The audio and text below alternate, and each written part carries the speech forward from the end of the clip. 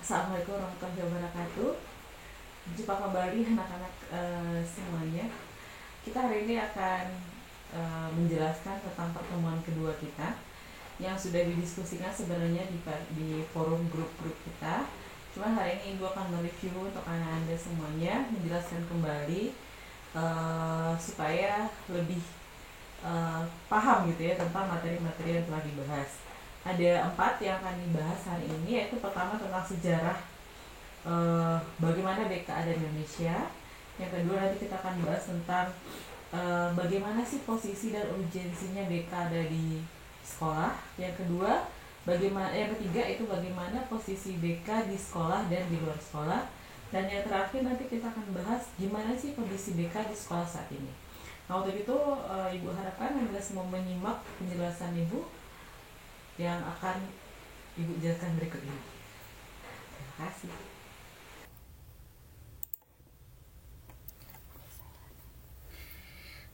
Baiklah, saya akan menjelaskan tentang silabus kedua kita di mata kuliah bimbingan dan konseling bagi mahasiswa Fakultas Keguruan dan Ilmu Pendidikan. Materi kedua ini ada tentang latar belakang perlunya BK, pelaksanaan BK di sekolah dan luar sekolah, yang kemudian akan dibagi menjadi 4 subtema. Yang pertama, sejarah perkembangan BK di Indonesia. Yang kedua, posisi dan urgensi BK dalam praktik pendidikan. Kemudian yang ketiga, deskripsi pelaksanaan BK di sekolah dan di luar sekolah. Dan yang keempat, kondisi BK di sekolah saat ini. Nah, yang pertama kita bahas adalah sejarah BK dan latar belakang BK. Jadi BK itu pertama sekali dulu ada di Amerika Serikat gitu ya. Pada abad ke-20 didirikanlah Vocational Bureau oleh Frank Person yang dikenal kemudian dengan The Father of Guidance gitu ya, atau Bapak Bimbingan, yaitu orang pertama yang memulai gerakan bimbingan di Amerika Serikat. Pada tahun 1908, Frank mengorganisasikan Boston Vocational untuk menyediakan bantuan bagi orang-orang muda. Jadi awal sekalinya ini semua berbentuk bimbingan vocational atau bimbingan untuk menentukan karir gitu ya.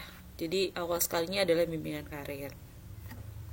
Sampai pada tahun 1930 lahirlah teori tentang BK pertama, itu teori Threat and Vector Theory oleh Williamson di Universitas Minnesota, gitu ya, Minnesota. Oke, itu awal mulanya gitu ya. Sehingga Williamson ini memberikan langkah-langkah bagaimana kita menangani masalah siswa gitu. Kemudian yang pertama adalah analisis menurut dia gitu ya. Kemudian sintesis, diagnosis, prognosis sampai ke treatment dan tindak lanjut. Jadi dalam menangani masalah siswa atau membantu siswa dibutuhkan langkah-langkah ini. Itu dikeluarkan di tahun 1950. Kemudian terjadi Perang Dunia Kedua dan pengaruh pemerintahan mulai terjadi gitu ya. Oke, jadi ketika Perang Dunia Kedua, Amerika Serikat memasuki Perang Dunia Kedua, dia meminta bantuan para konselor dan psikolog untuk membantu menyaring, memilih, dan pelatihan spesialis militer dan industri. Jadi ini cikal bakal, kemudian ada tes gitu ya, ada berbagai alat konselor kemudian bisa memberikan tes gitu ya. Kemudian penekanan ini menggerakkan sebesar-besaran bidang lain yang berkaitan dengan profesi konseling, personal yang bekerja dalam bidang bisnis dan industri. Jadi itu termasuk nanti psikologi industri gitu ya. Keterlibatan pemerintah dalam profesi konseling dan pendidikan yang mengikuti peperangan itu. Jadi itu di perang. Nah, langsung kita aja masuk ke Indonesia gitu ya. Nah, gimana sih di Indonesia BK itu sampai masuk? Jadi memang BK itu kalau di Indonesia itu kan kita tadi mengikuti atau kalau kita bilang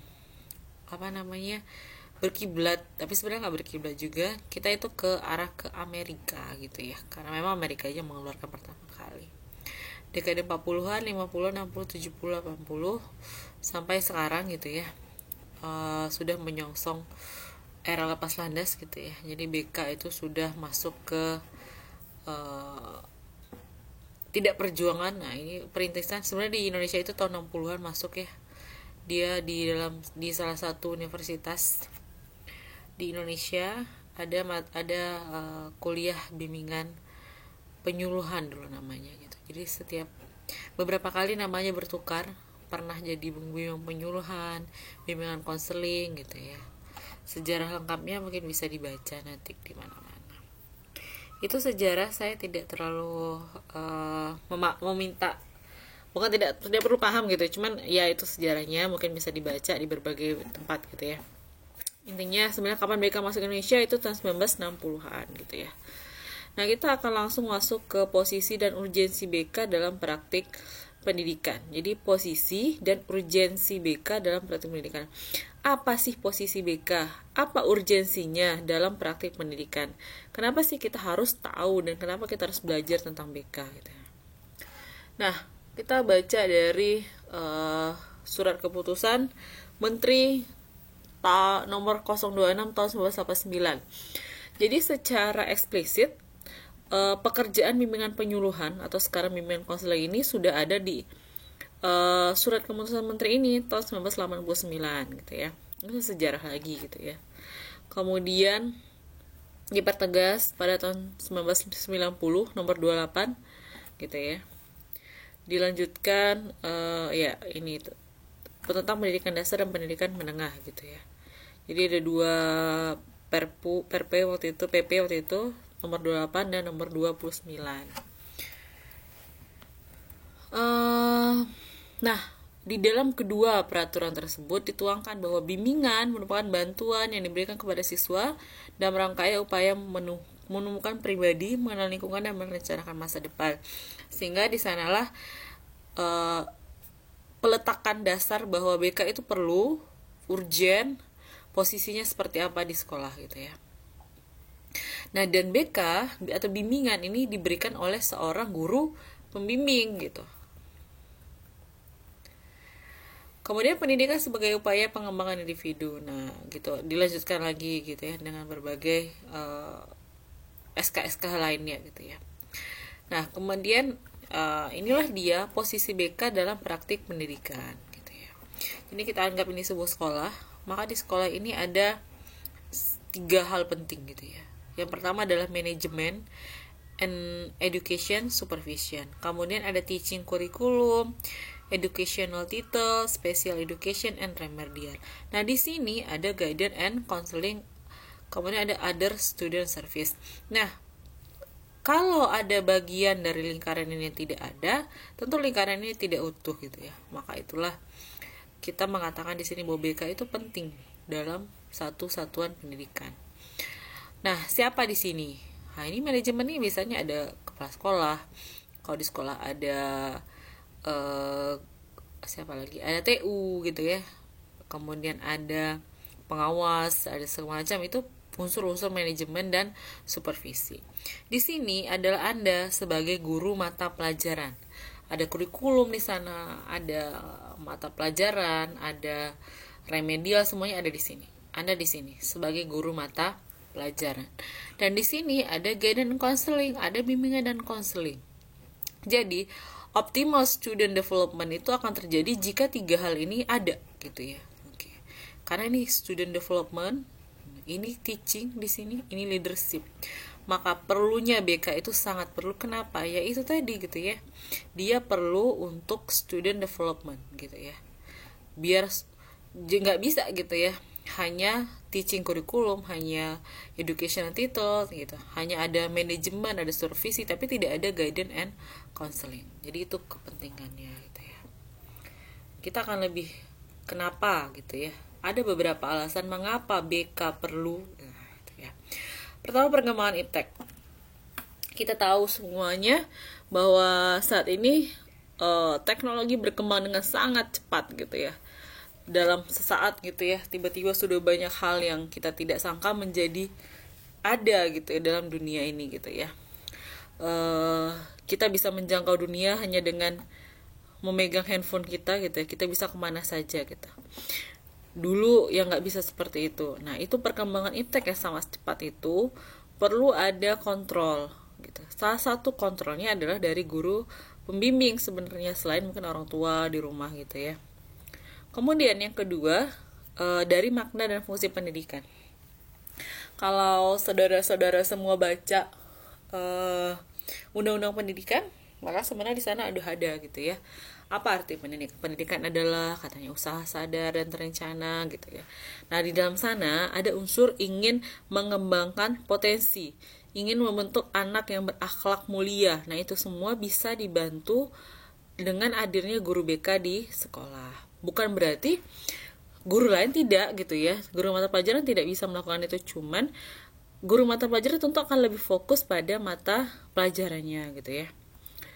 Nah, kemudian dan BK ini, pelayanan BK ini adalah seorang guru gitu ya, yang mereka akan membantu faktor psikologis dari peserta didik gitu ya. Kemudian mengapa bimbingan konseling dan ada di sekolah dan di madrasah? Yang pertama, proses pendidikan di sekolah termasuk madrasah tidak akan berhasil secara baik apabila tidak didukung oleh penyelenggaraan bimbingan secara baik pula.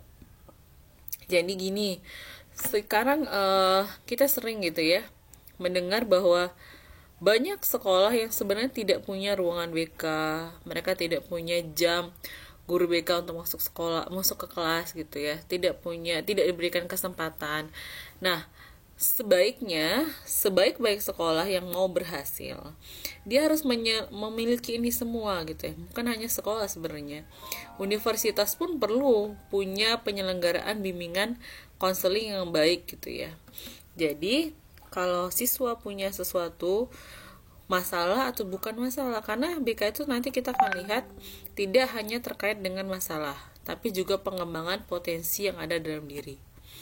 Karena dia nanti punya 5 fungsi gitu ya, akan dibahas di materi selanjutnya gitu.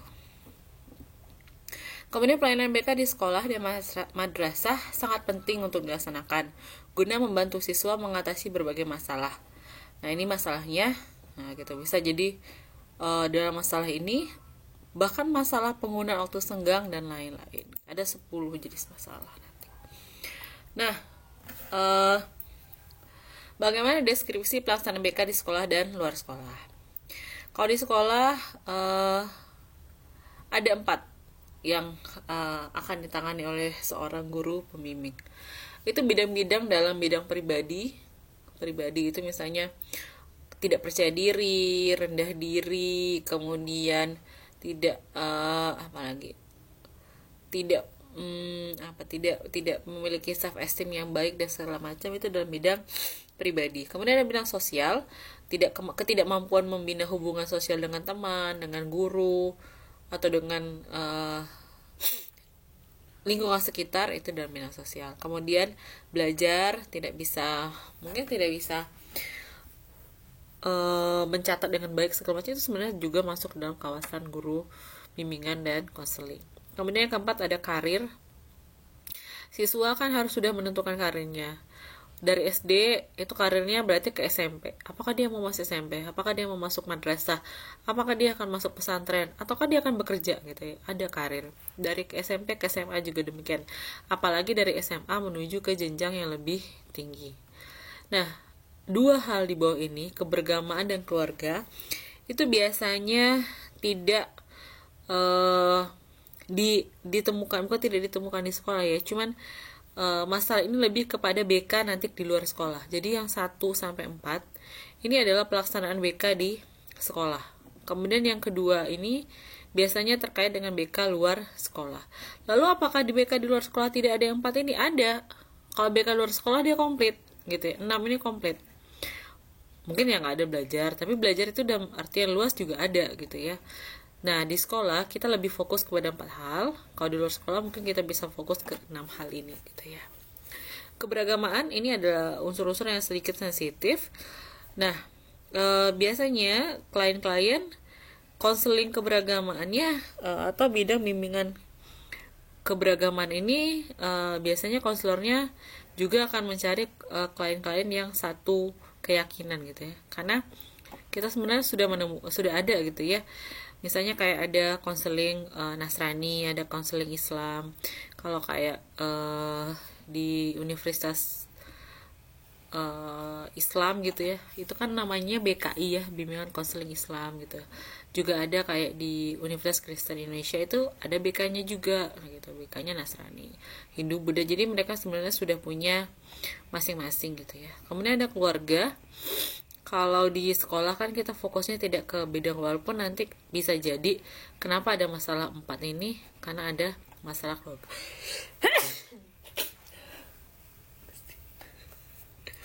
Oke.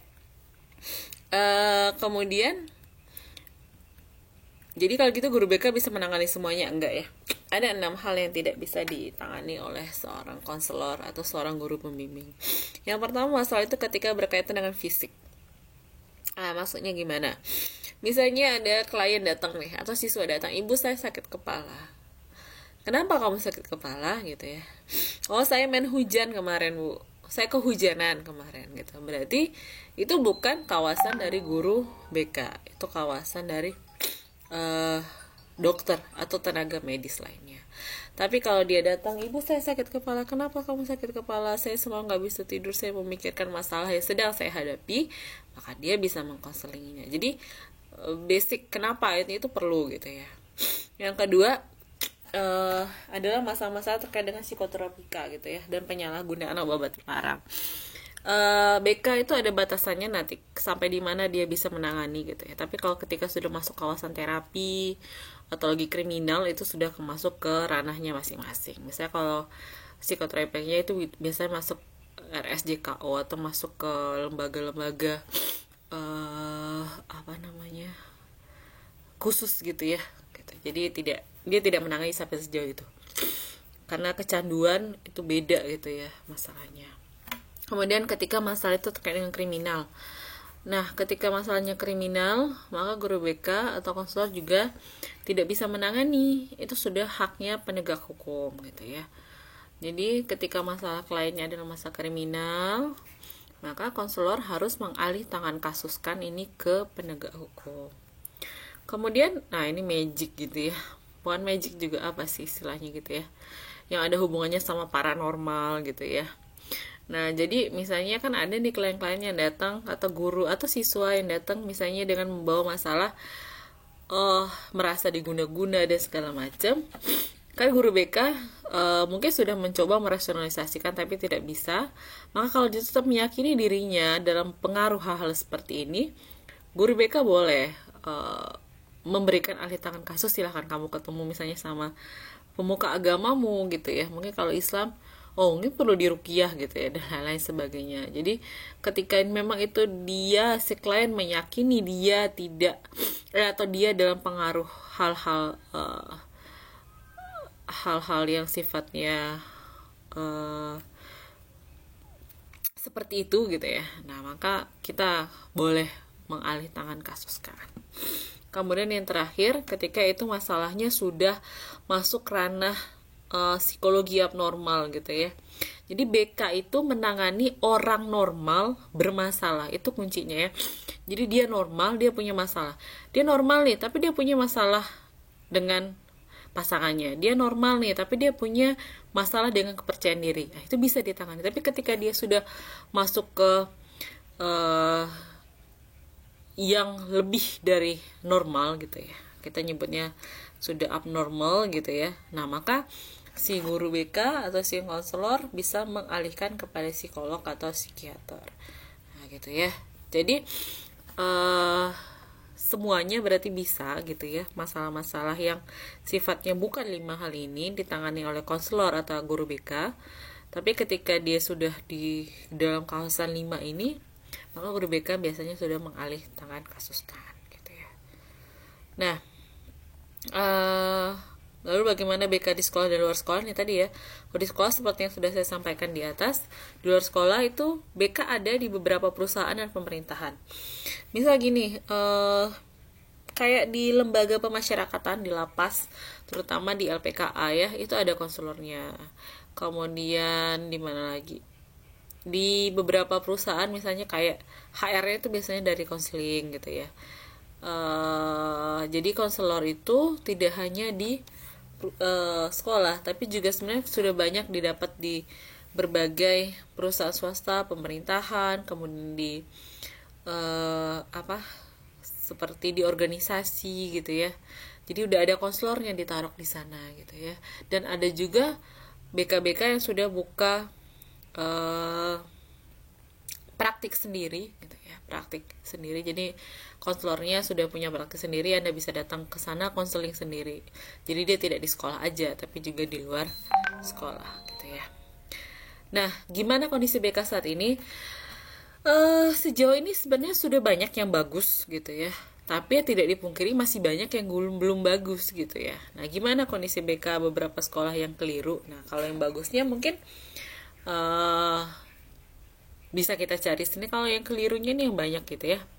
Pertama, banyak sekolah yang masih menyamakan BK dipisahkan dari dunia pendidikan. Jadi anggap BK itu beda lah sama pendidikan gitu. Padahal BK itu adalah pendidikan. Konselor itu masuk dalam kategori guru.